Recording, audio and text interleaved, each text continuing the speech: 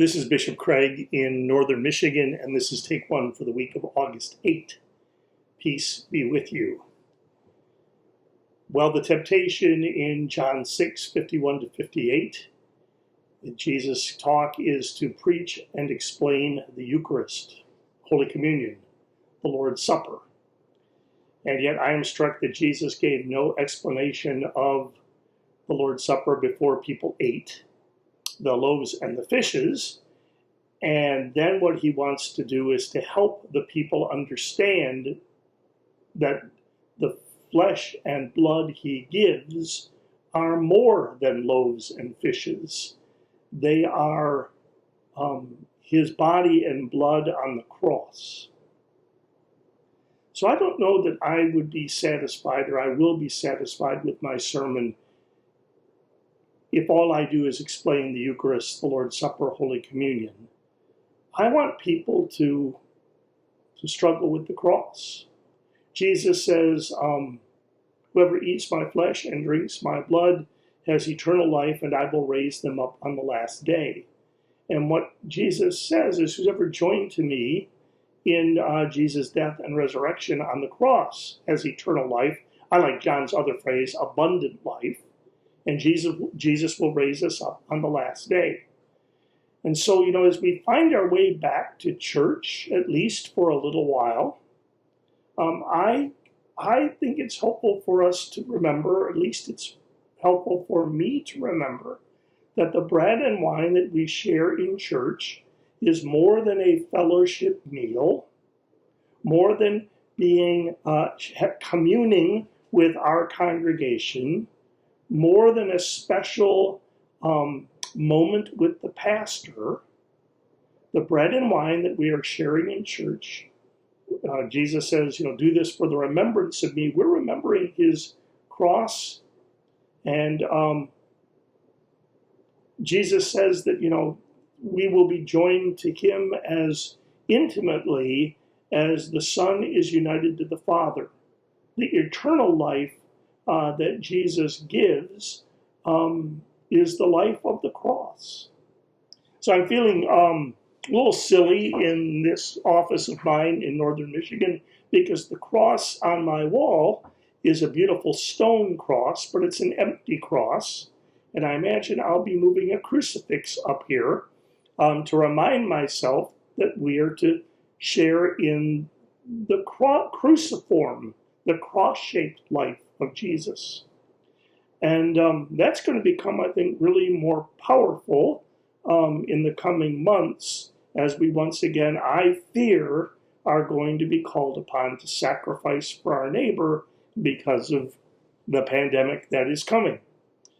So while we are able to be in church, and while we are able to receive the Lord's Supper, I hope that we won't stop there with the meal, but we will talk about how it points us to the cross, and that by receiving the bread and the cup, we share in the very life of Christ, who gave his flesh and blood for us, who sacrificed for us and for the sake of the world. And that is the life that we become part of when we receive the Eucharist. And just as Jesus was raised from the tomb, so we will be raised on the last day. So I'm trying to figure out how I'm going to move to the cross this week, because I will be preaching at Lebanon Lutheran Church in Whitehall on Sunday the 15th. Pastor Anderson will be up in our congregations in Rogers City to help them as they continue to explore and find ways to work together. And Pastor Sprang, the exciting thing that I think Pastor Sprang is doing is on Friday, he will be at Grand Valley State University at 10:30, I think, outside the clock tower, for an outdoor commissioning of Pastor Kate von Volkenberg as we begin a campus ministry explore in ecumenical partnership at Grand Valley. Pastor Kate is the pastor of Bread of Life in Hudsonville. So if you happen to be in the Grand Valley area on Friday at 10:30 in the morning, I hope you'll maybe wander over and be part of this new beginning and celebration.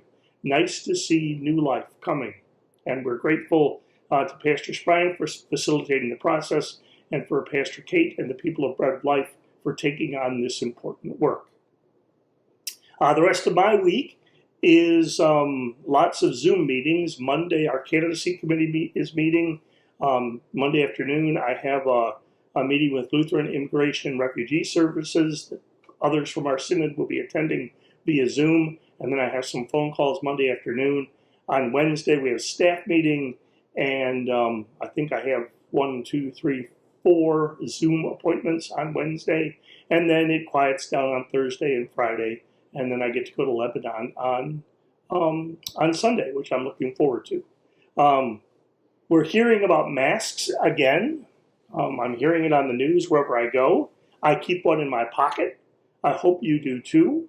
And I would ask that if congregations and their leaders decide it's time to wear masks again, especially to make it possible for our children to come to church, I hope you'll join in and put a mask on and sacrifice for the sake of our kids. So I also hope that, I'm looking at the calendar. We are 4 weeks away from Labor Day. It's August. I hope you'll find some time to get outside, to enjoy our state, to continue to be refreshed by God's creation. It is such a gift. So that's take one for the week of August 8th. I'm Bishop Craig, and peace be with you. Take care.